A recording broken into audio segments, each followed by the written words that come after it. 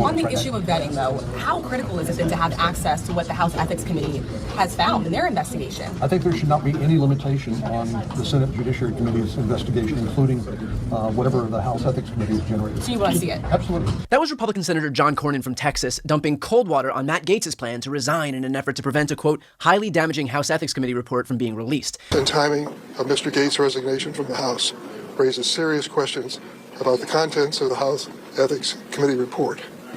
We cannot allow this valuable information from a bipartisan investigation to be hidden from the American people. Matt Gaetz, you're being misconstrued right now as saying that you may vote for him and confirm his nomination. Well, that's because the press doesn't pay attention to what I said. Maybe if you record it, you can play this back verbatim. The president deserves to put forth a nominee. The president has an obligation to make sure that that nominee is going to pass vetting and have the votes on the floor. I will consider Matt Gaetz like I will anybody else, but if they don't do the homework, don't be surprised if they fail. Maybe they've already done that work. That's how this process works. Were you surprised to see him as a nominee? Look, I don't, nothing surprises me in politics. Nothing. And I'm okay with this. But at the end of the day, we have a process, and we'll just have to run through it. What I care about is a defensible resume and a really clean vetting. Produce that, he's got a chance. Don't, and he doesn't. Well, you want to see the House ethics report on Gaetz? I suspect it'll come out either in vetting anyway. So whether or not I want to see it's irrelevant. I'm almost certain that it will come out if he gets them forth. Is it simply because he led the charge to No, I just don't think Gaetz is a conservative. I mean, and if you think about it, if there's anybody who should go to trial, I mean, Gaetz is one who should be convicted in a trial. Why? Why do you say that? Well, we all know the challenge here. You can't sleep with underage women and think you can get away with it. He denies that. Well, the women don't, and so there's people in jail because of it, and I think that's a place that people should have a court.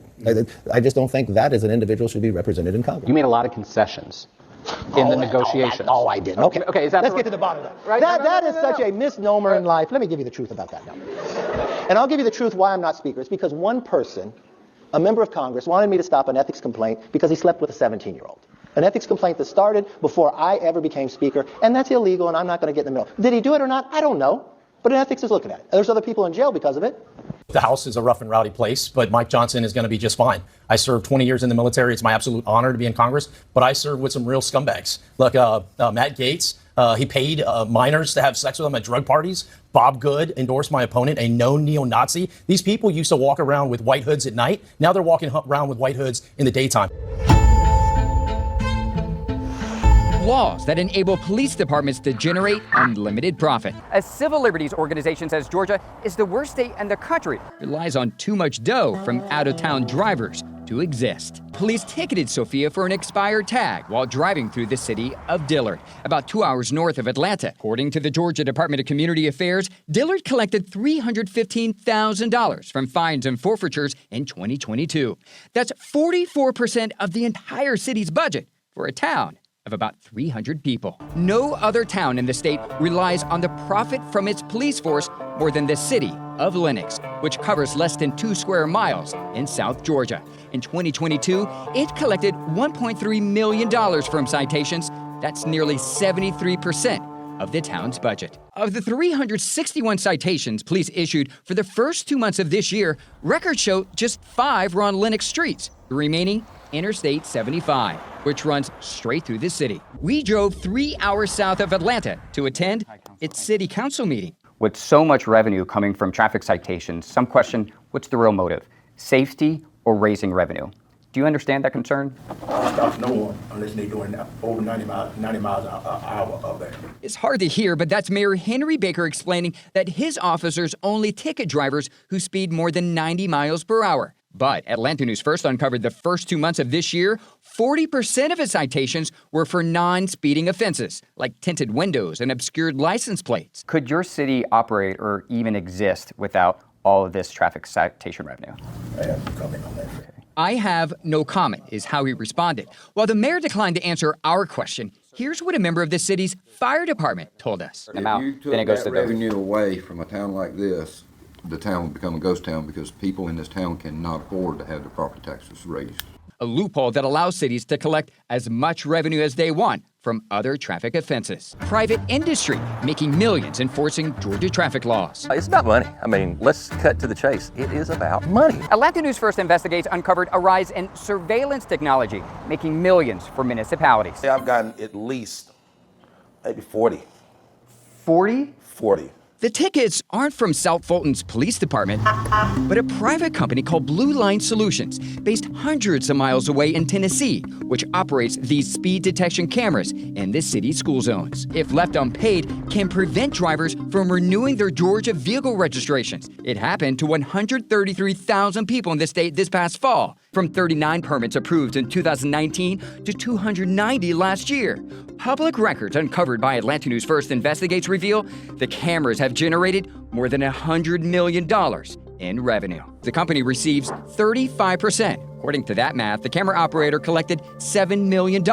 This is all about private companies fattening their pockets. City records show the cameras have paid for tasers, uniforms, computers, vehicle repairs, including this $350,000 armored vehicle. I called it a tank. It looks like a tank. According to the National Highway Safety Administration, pedestrian fatalities in Georgia have steadily increased since the cameras were installed, although it's not broken down by community or school zones. The number of school-aged children killed nearly unchanged year to year, the vast majority at night when school is not in session. It's a cash cow. The technology isn't foolproof. Cities across the state have refunded thousands of dollars for tickets issued for the wrong speed limit and warning signs placed in the wrong location, including the city of South Fulton, Brookside, Alabama, in 2022. Both sent to jail, both their cars towed and impounded, costing them thousands of dollars, pulled over because her mother's car had a broken taillight. According to a pending class action lawsuit, the city allegedly deployed its police department not to protect the public, but to generate revenue, boosting its budget 640% with fines and forfeitures in 2 years, purchasing this armored vehicle and naming its department's canine Cash. Nearly 73% of Lennox's budget came from traffic fines in 2022. To put that in perspective, Brookside's fines and forfeitures made up around 49% of its budget before Alabama changed the law. Georgia state laws incentivize municipalities to use their police departments and their code enforcers to police for profit and for taxation by citation. Jabasitu Ashvili is an attorney with the Institute for Justice. According to this report produced by the civil rights organization, Georgia ranks as the worst state in the country with laws that enable or encourage taxation through citation, largely because municipalities operate their own traffic courts. Georgia law enforcement agencies also compete with each other. Each year, the Governor's Office of Highway Safety gives awards to agencies and officers who write the most citations and warnings. The Turner County Sheriff's Office, located in South Georgia, proudly posting on Facebook it won 6 this year. Lennox is among 17 cities in the state that rely on 25% or more of their budgets from traffic citation revenue, the majority in South Georgia, including Warwick, Morven, and Poland. It's a speed trap. A sleepy town in South Georgia covering less than 2 square miles. John Masters ticketed a lot of those drivers. As far as I knew, I was a model employee. When he worked at the police department about 2 years ago. I thought I was keeping the roadways safe. When did that change? For me, it started when I was told I needed to write so many tickets a night, and that those tickets paid for the car, paid for my salary, paid for the maintenance of the vehicle, the incidentals for the department, and paid for city services. So you believe that you wrote tickets that... Because of the quota, that I would ordinarily have not have written. City records show John often wrote dozens of tickets a week, second only to the city's assistant police chief at the time. Yeah, he basically told me, if you don't do this, you're not going to have a fun time here. 44% of Poland's city budget came from fines and forfeitures in 2022. Revenue collected by its police force, nearly 50% the year before. 15 years ago, the Georgia Department of Public Safety investigated its police department for profiting off drivers. While it cleared the agency of wrongdoing, it uncovered 103% of its budget came from traffic citations, pointing out it has an unusually large budget for a 5-officer police department for a town with a population of 1,700 residents. Walk into a McDonald's in Alabama, and the worker flipping your McDouble could be an incarcerated person. The Alabama Department of Corrections farms out incarcerated people to work at hundreds of private companies and government agencies across the state. And even though ADOC trusts these incarcerated people to leave prison every day and work alongside the general public, many of them are still denied the chance at real freedom. Alabama has one of the most overcrowded and deadly prison systems in the United States. Even the Justice Department found conditions there to be unconstitutional. In 2023, almost a person a day died in Alabama prisons, which is almost 5 times the national average. The state takes a 40% cut of every incarcerated worker's wages off the top, before taxes, plus an additional $5 a day for van rides to and from work, $15 a month for laundry, and then any restitution and court fees. If your check is $636, you might see two something out of that. And that's every 2 weeks. And you done work 80 hours and only seen $200. One estimate calculated that the state of Alabama enjoys a benefit of more than $450 million a year off of prison labor. Alabama has some of the lowest parole grant rates in the country. A federal lawsuit claims that 235 people in the work release program were denied parole in fiscal year 2022. After the Civil War, the 13th Amendment abolished slavery, with a key caveat. Forced labor was still allowed for people convicted of a crime. And the states adopted a copycat of this federal amendment.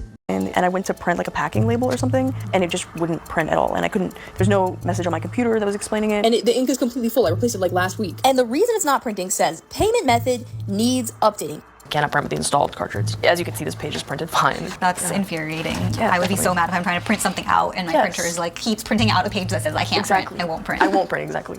Maggie's brand new printer had been working normally for 6 months before it suddenly refused to print. She did some digging and realized HP had enrolled her in their ink subscription service called Instant Ink. Get ready to ink differently with HP Instant Ink. Your printer anticipates when you're low and sends you the right ink right on time for less. But Maggie's printer still had ink in it when it stopped working.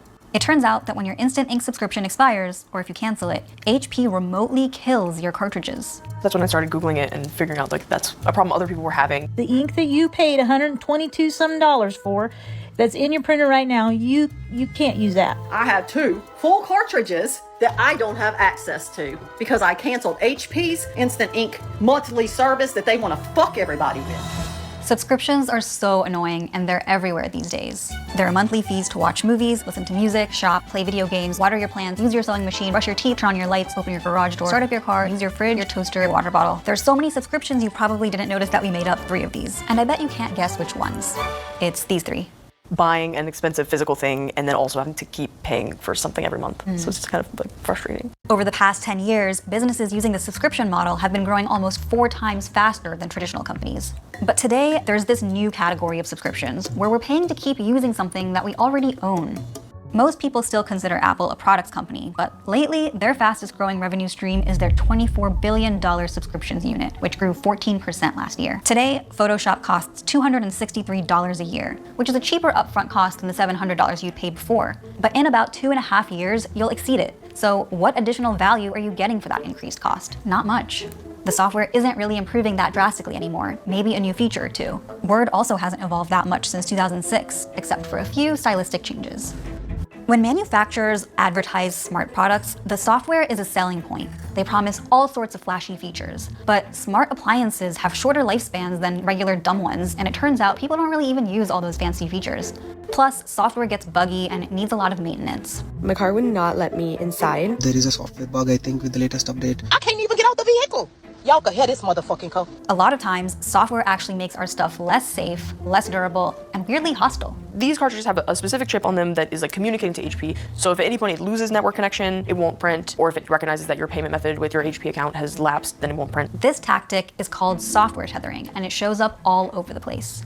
Car manufacturers have started trying to lock certain features behind a paywall. BMW will let you freeze your butt off unless you pay them a subscription. $18 a month for heated seats. That's actually one of the craziest things I ever heard. Tesla owners have to pay $10 a month to gain access to all of their cars' navigation and streaming features. To have to pay extra for something that the car is in the car is ridiculous. And Mercedes locked faster acceleration behind a $1,200 yearly subscription, along with a bunch of other stuff. Unlocking the dash cam will cost you an extra $16 a month. Remote starting this will cost you an extra $35 a year. If your Mercedes gets stolen, they will help you find it, but for $2 a month. You bought that heated seat, you bought those components, they put that into the price of the vehicle, and now they're charging you for the right to use it. A brand new electric vehicle, you can't even access the damn thing. This is 2022, people. This is what the future looks like. Imagine if we charge you for gasoline, then charge you for the right to burn it in your engine. This is greed. I don't care. Oh no, it's capital.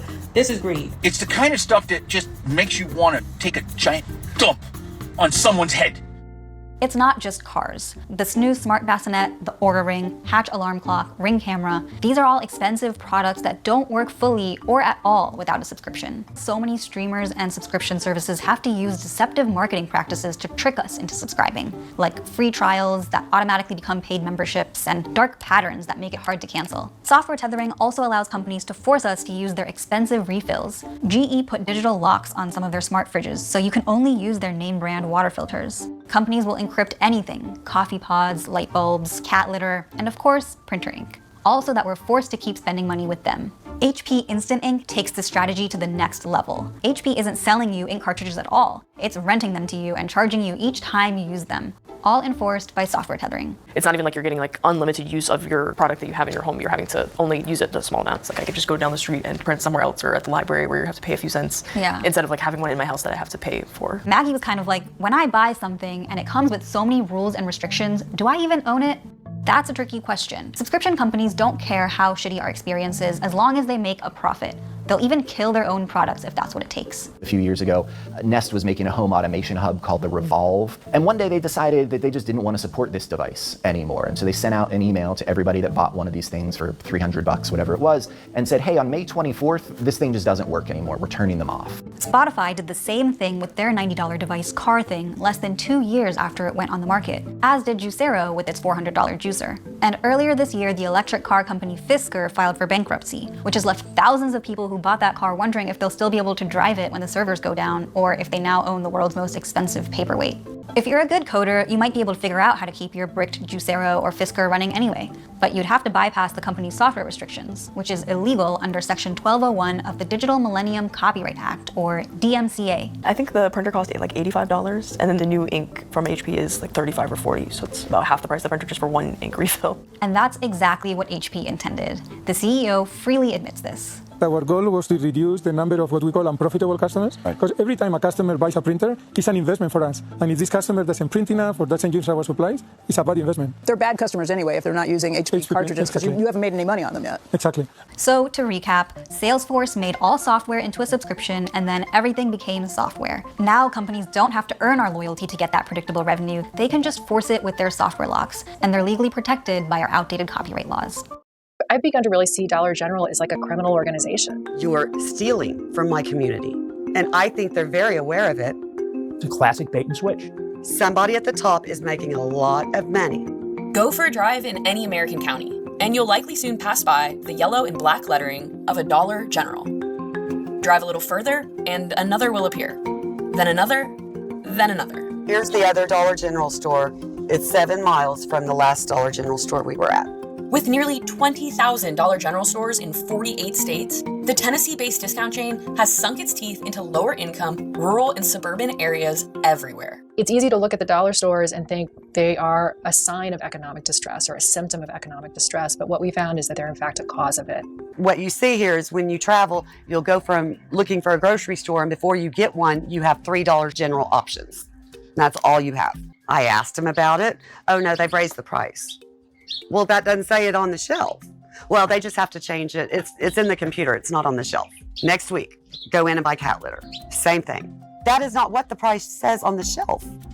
What am I doing wrong here? I was watching the news one morning and heard about Dollar General in the state of Ohio was being sued for deceptive pricing. Lori's story was brought to attorney Mark Dan, where it became the basis for one of 3 class action lawsuits in Oklahoma, New York, and New Jersey.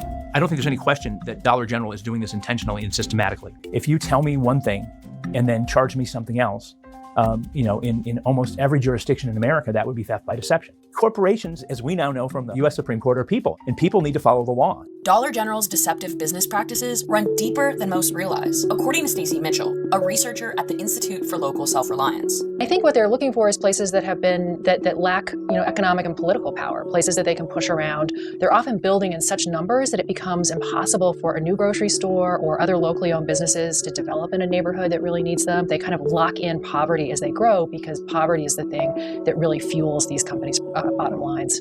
So we have the poorest people in the country going to a store that's deceiving them about the price that they're charging for the goods, in a situation where they have very few other realistic choices. I think it's about as exploitive a business plan as I've ever seen it. If you have designed a business where you are deliberately understaffing your stores, you're deliberately cutting costs, you're going to end up having these kinds of, widespread mistakes in pricing. I mean, that's just the reality of you are not actually providing enough labor to comply with the law and make sure that people are getting charged what the price actually is. They have decided that they can make more profit by violating all of these laws, by understaffing, by cutting corners.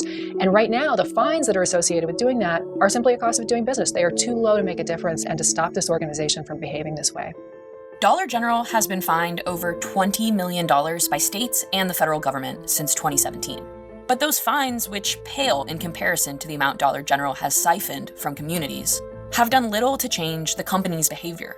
There are 19,000 stores. There are literally millions of transactions a day, millions of items sold a day in Dollar General stores. And even if at 10% of the time they're stealing 10 cents on 10% of the items that are sold, we're talking about hundreds of millions of dollars going into the pockets of Dollar General shareholders and out of the pockets of the poorest people in America. The corporate executives who hatched this scheme ought to be prosecuted. They can build this little metal building in a week, maybe 2 max, and everybody's getting ripped off every day. Mr.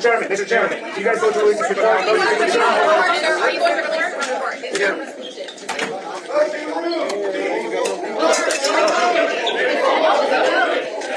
He wants to go. What you are watching there are members of Congress leaving the Ethics Committee meeting where the Republicans voted to block the release of the ethics report into Donald Trump's Attorney General pick, Matt Gaetz. Have you heard from Trump or his team at all about this? Not heard from President Trump or any member of his team. There are 2 options, you said. Well, no, what I said is I view a public release versus a conversation about transmittal to the Senate. I think those are separate conversations that the committee needs to discuss. Is the report actually done at this point? The report is not complete. It's not. That's correct. And so how could you possibly release it if it's not done? That is something that we will be talking about today. And that's another reason I have some reservations about releasing any unfinished work product. How far would you say it is from its completion? It has not gone through the review process. Now, Democrats say that the report is essentially ready for release. So there's a disagreement between members on this panel. There's concerns about Democrats. The Republicans are trying to bury this report and prevent it from becoming public. We have 2 pieces of breaking news here. The first is that the Ethics Committee has voted on whether to move forward with the release of the ethics report, purporting to include highly damaging information about Matt Gaetz, and this is what happened. In fact, we had agreed that we were not going to discuss what had transpired at the meeting, but it has come to my attention that the chairman has since betrayed the process by disclosing our deliberations within moments after walking out of the committee. And he has implied that there was an agreement of the committee not to disclose the report.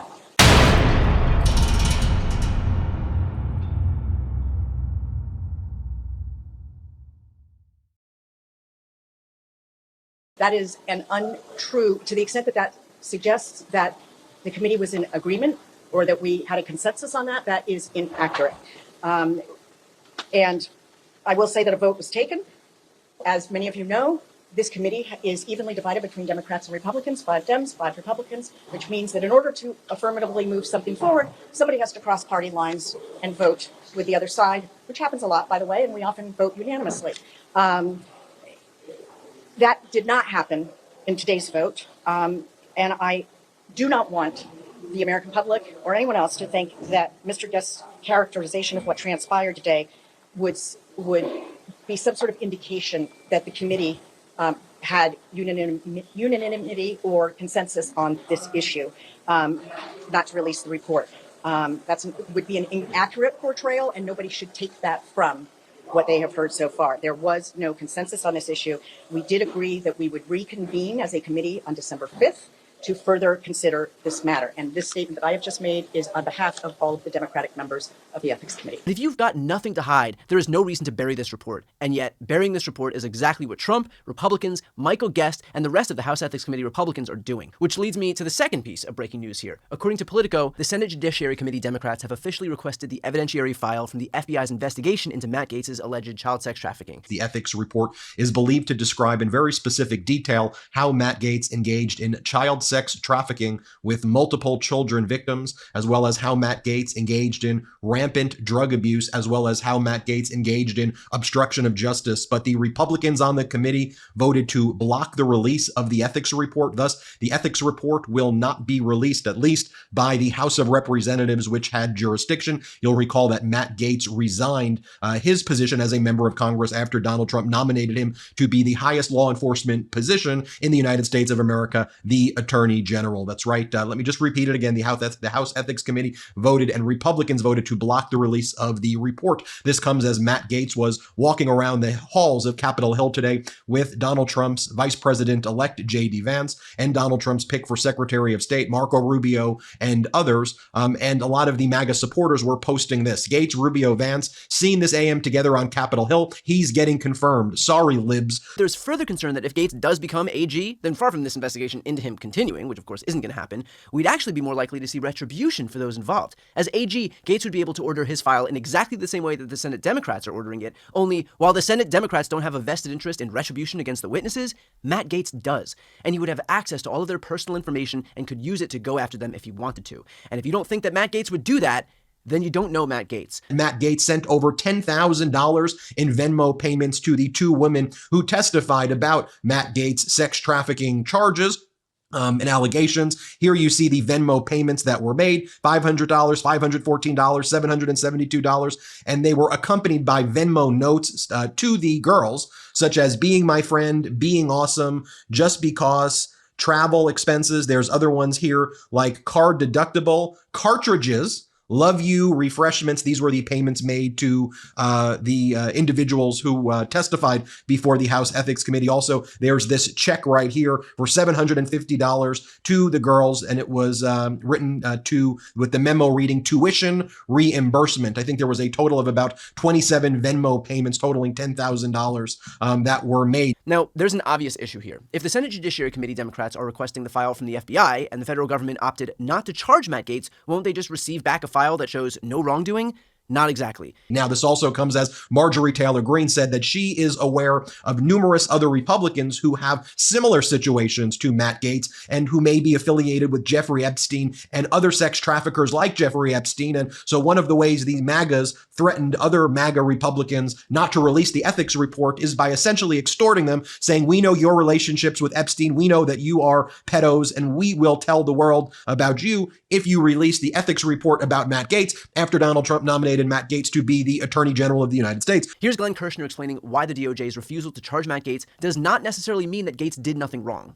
You know, it's not unusual. Take it from a 30-year career prosecutor. Crimes are committed quite often, and there is never a charge brought. Sometimes the crimes aren't solved. We don't know who the perpetrator is. Sometimes we have strong evidence of who the perpetrator is. However, we don't have enough admissible evidence in court to actually secure an indictment. Sometimes we have enough to secure an indictment, but we don't believe we have a reasonable likelihood of success on the merits. In other words, a guilty verdict at trial. So there is this sliding scale, and the evidence moves up as you make your way through the criminal justice process. This is from a prosecutor's perspective. So, he may very well have committed crimes. Indeed, what we know is that a federal judge ruled there was probable cause that Matt Gaetz had evidence of crime on his cell phone, in his cell phone, and it was seized and it was searched.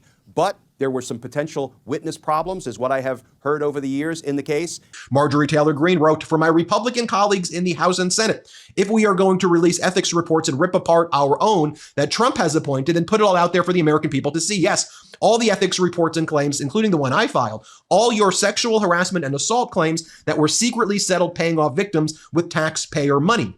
Mind you, she's talking about her Republican colleagues right here. Then she goes on to tell her Republican colleagues the entire Jeffrey Epstein files, tapes, recordings, witness interviews, but not just those. There's more. Epstein isn't the only asset. So if we're going to dance, let's dance in the sunlight. And apparently that, combined with Donald Trump, who's been found liable for sexual assault by a jury, their comments convinced the Republicans to block the release of this report. It is just so it would be stunning and shocking if this wasn't who Donald Trump is. And the Department of Justice couldn't quite get to a point where they believed they had proof beyond a reasonable doubt such that they could win a conviction at trial. Not unusual in my experience that cases fall out along that sliding scale of evidence before they ever make it to trial.